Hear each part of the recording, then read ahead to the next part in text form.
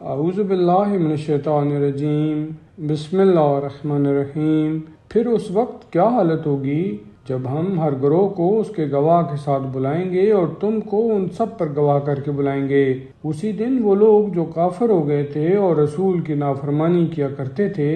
آرزو کریں گے کہ کاش وہ پیوند زمین میں جائے، حالانکہ کوئی بات اللہ سے چھپا نہ سکیں گے۔ اے ایمان لانے والو، جب تم حالت غفلت میں ہو تو مسجد میں یا نماز کے پاس نہ جانا جب تک کہ تم جو کچھ کہتے ہو اسے سمجھنے نہ لگو، اور نہ حالت جنابت میں جانا سوائے اس کے کہ راستہ سے گزر جاؤ جب کہ غسل کر لو، اور اگر تم بیمار ہو یا سفر میں ہو یا تم میں سے کوئی بیت الخلاء سے فارغ ہو کر آئے یا تم نے عورتوں سے جمع کیا ہو پھر تم کو پانی نہ ملا ہو تو پاک مٹی سے تیمم کر لینا، پھر اپنے چہروں کے بعض حصوں کا اور ہاتھوں کے بعض حصوں کا مسح کرنا، بے شک اللہ بڑا درگزر کرنے والا بڑا بخشنے والا ہے۔ کیا تم نے ان لوگوں کو نہیں دیکھا جن کو کتاب سے بہرا دیا گیا ہے؟ وہ خود گمراہی خریدتے ہیں اور چاہتے ہیں کہ تم بھی راہ راست سے بھٹک جاؤ، اور اللہ تمہارے دشمنوں سے خوب واقف ہے، اور اللہ حامی بننے کے لیے بھی کافی ہے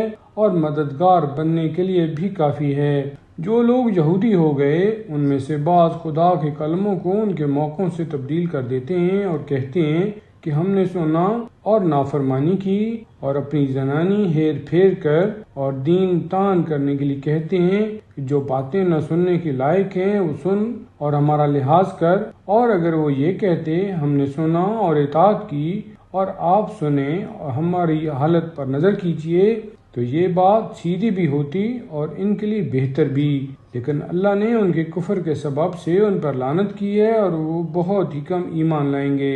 اے وہ لوگو جن کو کتاب دی گئی ہے، اس پر ایمان لاؤ جو کچھ ہم نے نازل کیا ہے، در حالانکہ جو کچھ تمہارے پاس پہلے سے ہے وہ اس کی تصدیق بھی کرتا ہے، قبل اس کے کہ ہم ان کے چہرے بگاڑ دیں اور پھر ان کو پشت کی طرف پھیر دیں یا ان پر ایسی ہی لعنت کریں جیسے ہم نے اصحاب سبت پر لعنت کی تھی، اور امر خدا ہو کر رہے گا۔ یقیناً اللہ اس کو نہ بخشے گا کہ اس کے ساتھ شرک کیا جائے، اور اس کے ماں سوا جس کو چاہے بخش دے، اور جس نے اللہ سے شرک کیا تو اس نے یقیناً بہت بڑا گناہ کیا۔ کیا تم نے ان کو نہیں دیکھا جو اپنے نفوس کو پاک قرار دیتے ہیں، بلکہ اللہ جس کو چاہتا ہے پاک قرار دیتا ہے، اور ان پر سود برابر ظلم نہ کیا جائے گا۔ دیکھو تو صحیح یہ اللہ پر کیسا جھوٹا بہتان باندھتے ہیں، اور سری گناہ کے لیے یہی کافی ہے۔ کیا تم نے ان لوگوں کو نہیں دیکھا جن کو کتاب سے بہرا دیا گیا ہے، وہ جبت اور طاغوت پر ایمان لاتے ہیں،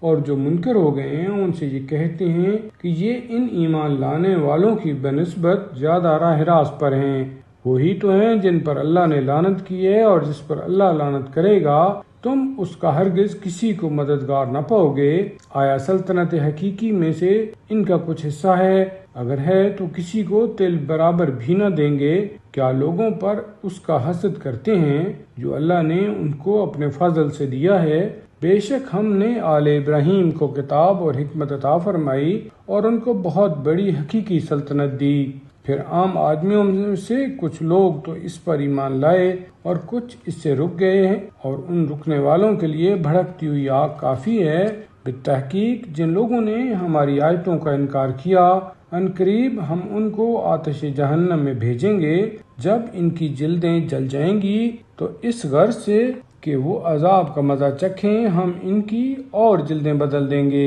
بے شک خدا زبردست حکمت والا ہے۔ اور جو لوگ ایمان لائے اور نیک کام کرتے ہیں عنقریب ہم ان کو ایسی جنتوں میں پہنچا دیں گے جن کے نیچے ندیاں بہتی پھرتی ہیں، ان میں وہ ہمیشہ ہمیشہ رہیں گے، ان کے لیے پاکیزہ بیویاں ہیں اور ہم ان کو گھنے سائے میں پہنچائیں گے۔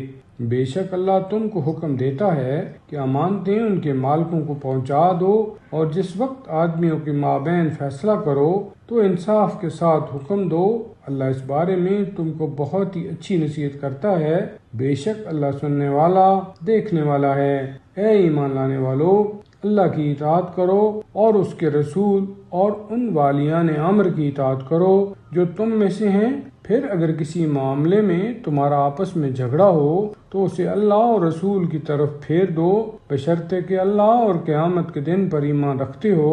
یہی سب سے بہتر اور عمدہ تعویل ہے۔ کیا تم نے ان کو نہیں دیکھا جو یہ گمان کرتے ہیں کہ جو کچھ تم پر نازل کیا گیا اور جو کچھ تم سے پہلے نازل کیا گیا وہ سب پر ایمان لائے ہیں اور چاہتے ہیں کہ اپنا مقدمہ طاغوت کے پاس لے جائیں، حالانکہ ان کو حکم دیا جا چکا ہے کہ اس کے منکر ہوں، اور شیطان یہ ارادہ رکھتا ہے کہ ان کو بھٹکا کر بڑی گمراہی میں ڈال دے۔